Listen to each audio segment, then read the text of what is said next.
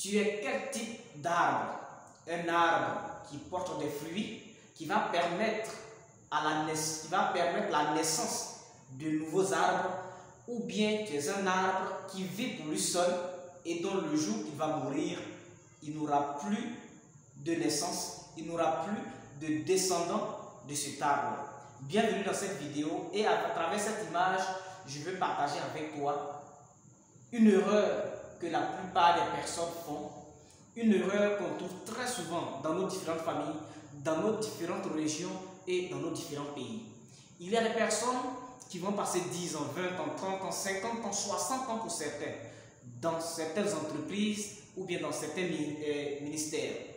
Et le jour qu'ils vont décider de partir, ou bien le jour qu'ils vont tomber et ils vont mourir, l'entreprise fait faillite. Je pense que l'être humain est comme un arbre qui a ses branches. Et ces branches que ce dernier a, ce sont des personnes que la personne va vouloir former de façon volontaire.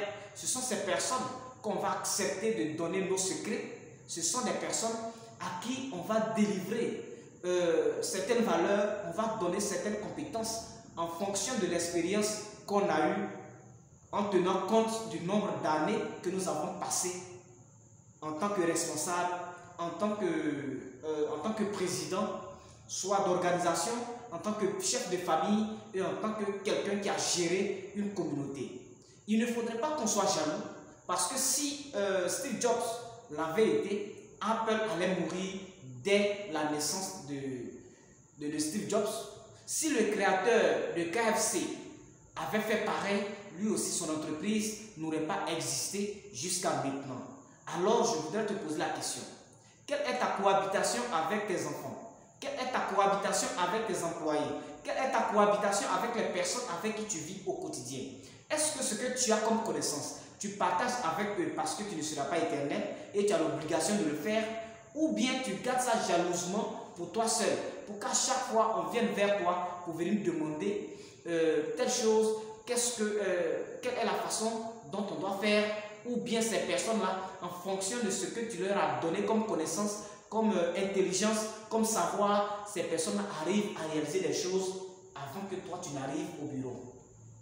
Et si ce n'est pas le cas, c'est à cela que je t'exhorte dans cette vidéo. Il faudrait que tu sois la personne qui, après sa mort, d'autres personnes vont exister, mais ces personnes qui vont exister vont refléter l'image de la personne qui vient de mourir, parce qu'on dira que à telle personne, voilà sa façon de réfléchir, à telle personne, voilà sa façon de faire. Mais si toi tu n'es plus, parce que tu auras inculqué cela à la nouvelle génération qui doit venir après toi, alors on sentira toujours ta présence. Et c'est là qui est important, c'est ça qui est important. Parce que l'homme, très souvent, comme on le dit, un prophète n'est jamais, nul n'est prophète chez soi. Et donc, lorsque nous sommes vivants, lorsque nous sommes avec des personnes, ces personnes-là ont cette facilité-là de ne pas reconnaître notre importance. Et très souvent, c'est après notre mort, c'est après ça qu'on va aller construire des monuments, des statues à des carrefours pour nous honorer. Alors que lorsque nous étions vivants, on n'a pas pu bénéficier de ces honneurs-là. Et je pense que si on veut être vraiment honoré, si demain on veut que les gens nous ressemblent, aient l'envie de nous ressembler, de refléter notre image, parce qu'on a posé des actes qui sont nobles, des actes qui sont éternels, je pense qu'on doit aussi construire des personnes à côté de nous.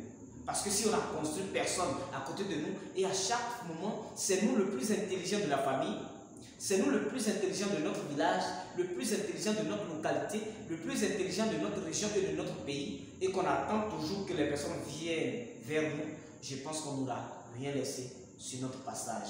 Si tu veux laisser quelque chose, alors je voudrais que tu commences dès maintenant à montrer le peu que tu connais à ton entourage, à des personnes qui sont autour de toi. C'est vrai, lorsque tu vas leur donner, il y a des personnes qui vont aller construire pour eux et qui vont te rivaliser, qui vont venir te concurrencer. Mais là n'est pas le problème. Toi, ton problème, ce n'est pas de faire la concurrence, mais ton problème, c'est de partager avec les autres ce que tu as comme savoir, parce que tu as appelé à mourir un jour. Merci. Et si tu as aimé la vidéo, like, partage et il faut commenter. Il faut me dire en dessous de cette vidéo ce que tu en penses. Et à très bientôt.